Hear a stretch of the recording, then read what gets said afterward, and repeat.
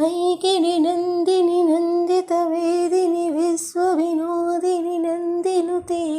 गिरिवरविन्द्यसिरोदिनि वासिनि विष्णुविलासिनि जिष्णुनुते भगवति हेसिति कण्ठकुटुम्बिनि भूरि कुटुम्बिनि भूरि कृते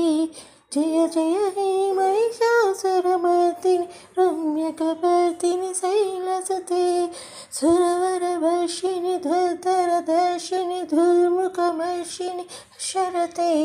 त्रिभुवनपोषिणि शङ्करतोषिणि कल्मषमोषिणि घोररते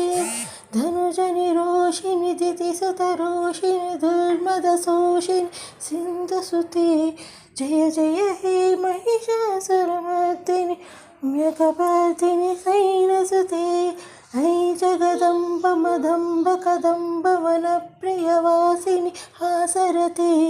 शिखरि शिरोमणि तुङ्ग हिमालय शृङ्गनिजालय मध्यगते मधुमधुरे मधुकैटभगञ्जिनि कैटभभञ्जिनि रासरते जय जय हे महिषासुरमर्दिनि रम्यकपर्दिनि शैलसुते ऐसतखण्डविखण्डितरुण्डवितुण्डितशुण्डगजाधिपते रिपुगजगण्डविदारणचण्ड पराक्रमशुण्डमृगाधिपते निजभुजदण्ड निपातितखण्ड विपातितमुण्डभटाधिपते जय जय हे महिषासुरमर्दिनि रम्यकपर्दिनि शैलसुते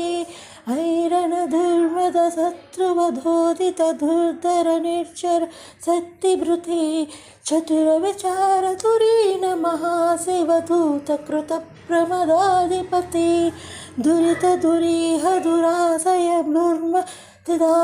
नवधूतकृतातमते जय जय हे